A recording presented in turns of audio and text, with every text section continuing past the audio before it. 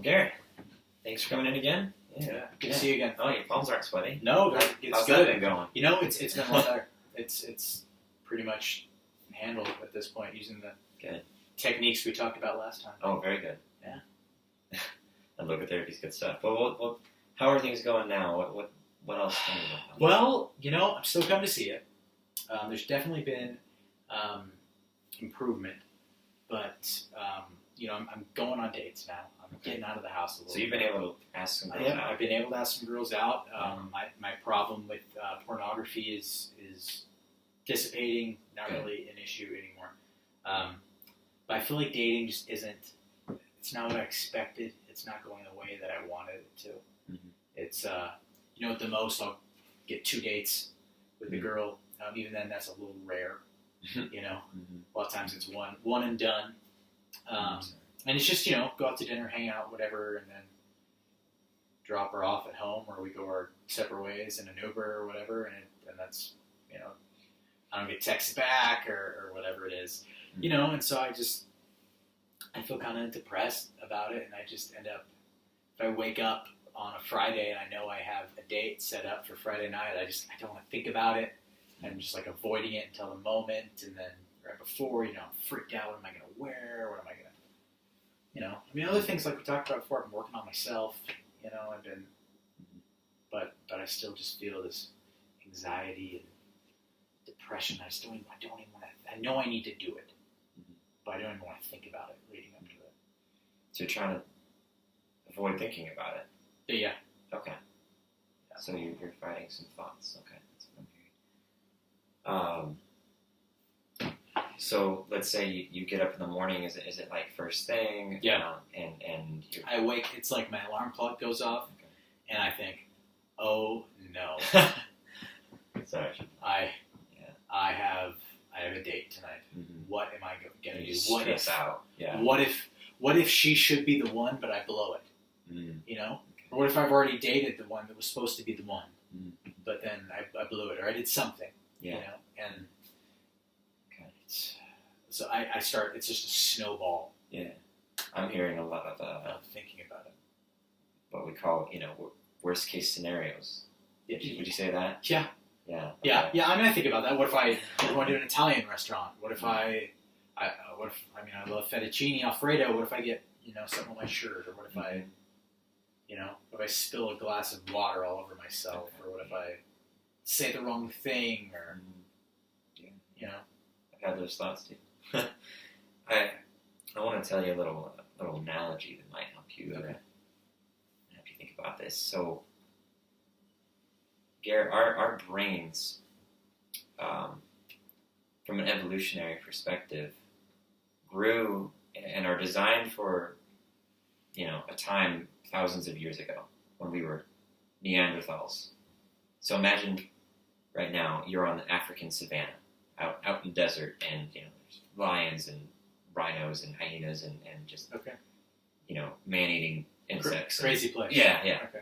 So the idea is, think about our brains were designed to survive. That's the number one goal of our minds is survival.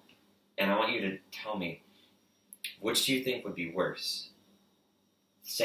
Your mind saying that there is danger when there isn't, or saying that there isn't danger when there is? Oh, definitely that there is danger. Yeah. When there isn't. Yeah.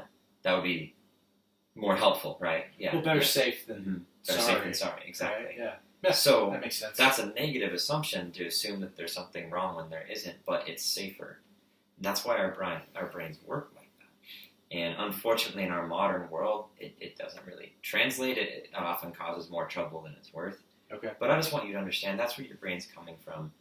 That it's natural, it's normal for you to have these negative thoughts and to think about worst case scenarios. And if that wasn't happening, your brain might not be working properly.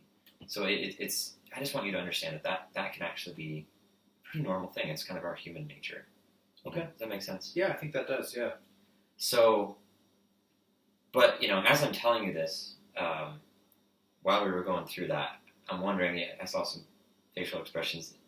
Did you kind of question it as I was saying it? Was there any What was your brain saying to you? Yeah, well, saying, there's no lions on my commute. Mm-hmm.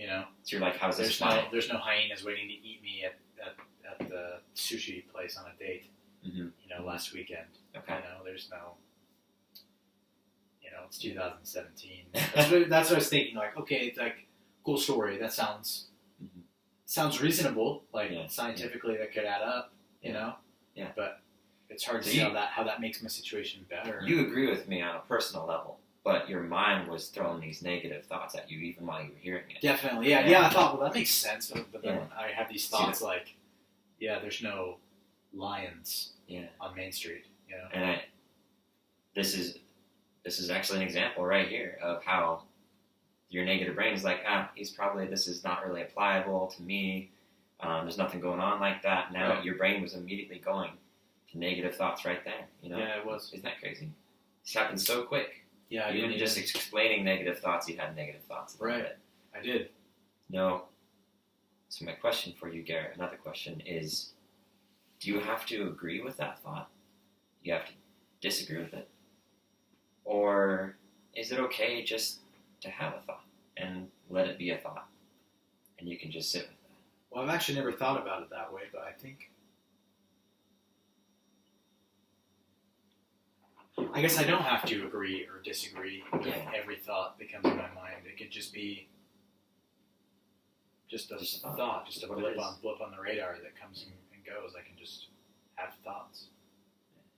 So that's really the whole idea of my therapy is people come in and they have these thoughts that are troubling them and they come up when they don't want them to and they fight them. I believe in teaching people just to accept thoughts for what they are and then to just continue living out their values the way that they feel they should live their life. And by allowing that space for those thoughts to exist but not fighting them, you actually reduce the struggle and are able to live your life according to your values more the way you want to. So that's what I want to take you to today is a little bit of some mindfulness and some values. Sounds interesting. Yeah. So we'll jump right in. But just before we do, another example of this acceptance of the thoughts versus fighting them. This is just a great quick thing. If you think about, I don't want you to think about something. I'm going to tell you something. You want to try as hard as you can to not think about it. But if you end up thinking about it, even if it's just for a second, raise your hand. Okay. So don't think about a bright yellow Jeep. Just know none of it. Did you already think about it? I thought about it. Okay, see, that was quick. See? I mean, how did fighting it work for you? It didn't work. You knew you were supposed to fight it. Yeah, I was trying to think of an elephant, but I immediately I thought of a Jeep. Yep. And it's hard. This is an example of when you're fighting something so hard, like it can't happen, this can't happen. Right. And it does. It does happen, yeah. Especially with thoughts, right? Mm-hmm. Garrett, if you're unwilling to feel anxiety about these dates, then you will feel anxiety about these dates. Does that make sense? That actually does make a lot of sense. Mm-hmm. It's kind of a mind twister, isn't it? Yeah. Yeah, if I'm trying so hard to not think about it, I'm going to immediately... You're going to probably bring it on. Immediately, yeah.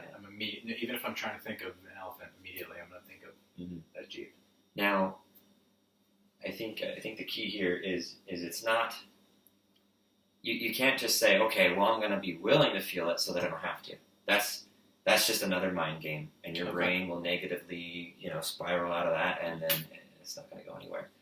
You really do, Garrett, have to realize, okay, I'm going to have these thoughts sometimes. I'm going to be a little anxious before a date. That's normal. Our brains are wired that way. I'm going to be maybe a little depressed in the mornings when I haven't got going yet, and I have a date and I'm scared, and if you're willing to feel a little bit of that, as you practice this, you might actually notice that it doesn't affect you as much, So we're going to do a little mindfulness technique right now to help you, because this sounds all great and jolly out here in a session, but, in those moments, you're not exactly thinking about your thoughts. That's true. You're more just feeling it, right? You're feeling emotions. Yeah. So I want you to think of the last really bad day you had. Maybe it was a date day, maybe it was just a bad day. What were you feeling? Like, what emotion comes to mind? I was anxious, worried. Yeah. Yeah, it was. Yeah, last week I had a date for sushi, and all day I was just nothing seemed to go right because I was so worried about the date not going well, and then the date didn't go well. I don't think. Yeah. You know. Well, with that emotion, that anxiousness, try to feel that right now. Feel it. Like remember that day. Enter back into it a little bit. Where do you feel the anxiousness? Like in your body? Yeah, right here. Just in the chest? Just right, yeah, right in here. Okay. So you're feeling that anxiousness, and it's there. It's all over you. Yeah. Now I'm going to do something. I'm going to grab the anxiousness. So, pardon me. Got it? This is your anxiousness right here. Okay. I'm going to sit it on the ground for a second. All right. It's over there. Is that you? No, that's not me. So what's that? That is my anxiety. And it's a feeling. Okay. Yeah. So this is not you. No. Who are you now? Who are you with? I'm still me. My anxiety is on the floor. Exactly. So, but does anything change? I give it back to you. Are you now your anxiety?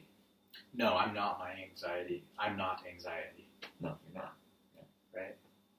The idea is that you have anxiety, but you aren't anxiety. Okay. And I want you, next time you notice, like, man, you're just really feeling anxious or depressed, to sit down for a second, give yourself 5 minutes, sit down, breathe, and then be willing to enter into that feeling like you just did. You brought it in, you felt it in your chest. I did. Yeah. So I want you to be willing to do that, and this is a mindfulness thing, and you're going to feel it, and you're going to be like, hey, what is this? You know, it's anxiety. Okay, well, that's a feeling. This is just a feeling, and I want you to take it out and put it on the floor. Okay. And look at it objectively for a second, kind of like detach from it. Yeah. Distancing yourself from it. So in this therapy, this is called cognitive fusion versus cognitive diffusion. Okay.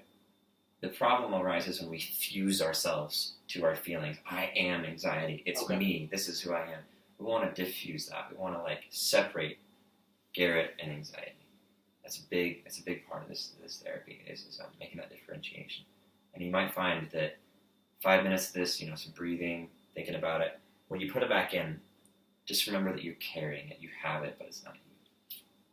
So okay. Do that next time you have All right, I can do that. You have that feeling. All right, so we have a few minutes left. So Garrett, I think the other part of this theory, and kind of like what we talked about last time, is finding meaningful ways to live your life, ways to live out your values, and how that supports your life and how that kind of helps with your problems. So, and with this therapy, again, we want to accept those negative thoughts, let them be thoughts. You don't have to agree with them. You don't have to disagree either. And we're going to move forward and do what's still important to you. Like, you still get to choose to live the way you want to live according to your values. So we're going to do I gave you a worksheet here. Let's go ahead and grab that. And I'll take you through a little exercise here. So first, what's an area of your life that maybe relationships? Oh, relationships. Yeah, that's we want to work on. Yeah, that's all I think about. So write that down.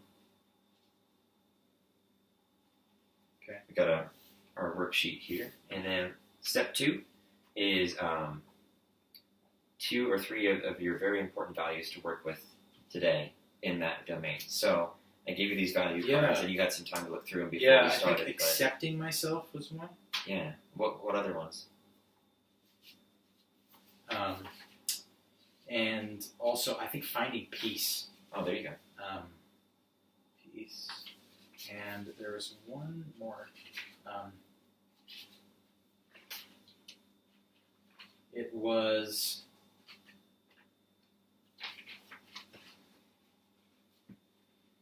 Let's see. It was. And giving. Yeah, okay. Or valuing myself. Yeah. Oh, okay. That's a good one. Sorry. Okay. See, I'm saying this is good. This is good. Okay. So, let's talk about these. Well, what is accepting yourself? What does that mean to you? I think when I think of that, if I were to imagine me saying I accept myself, it's like I am who I am. Like this is me and I'm okay. There you go. Yeah. And peace. Yeah, let's do that one. I think just being like you were talking about, being able to just separate myself from these worries and feelings that I have. And then the valuing myself, I think different than accepting myself. It's that saying like I have worth. Okay. I'm important. Okay. So this worksheet in context, let's say of like an anxious day with a date.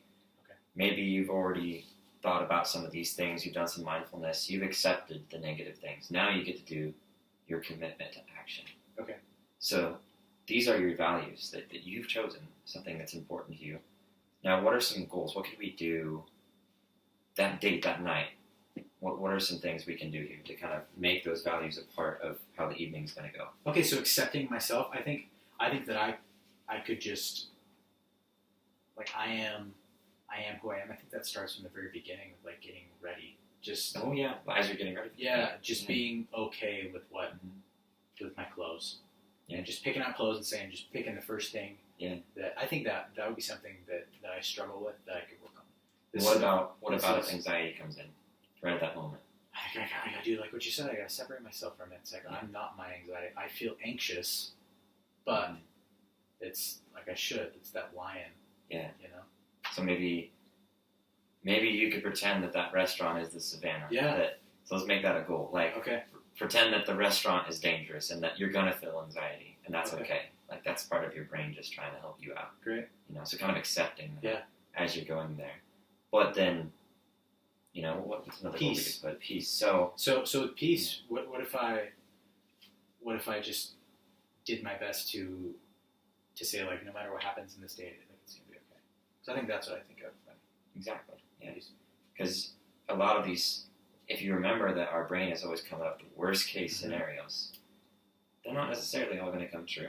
And you don't have to fight them. You don't have to disprove them. Right. But just accepting that, hey, even if they did and if they didn't, it'd be okay. Okay. Yeah. And let me take a look at one more thing here on this worksheet of yours.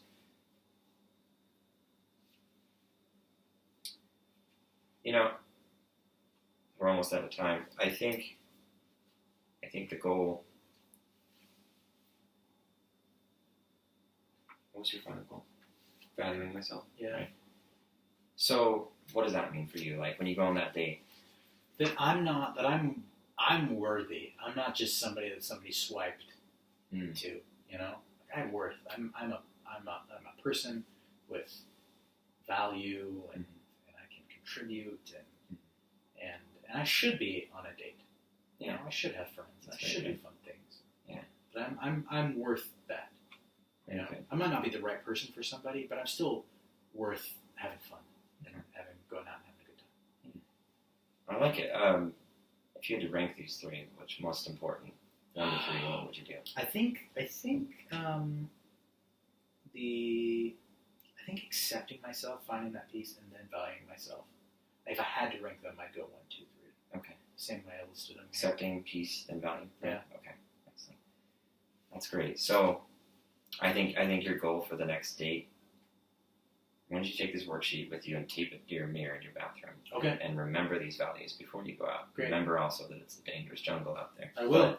But that your brain is, it's just trying to help you out whenever it gives you that feeling. So, I think I'll end with just with one more little idea. You ever gotten into quicksand before? No. No. I've seen it in movies. Okay. I want to explain that this is so cool. I actually had explained to me my survival guide, and this will make sense.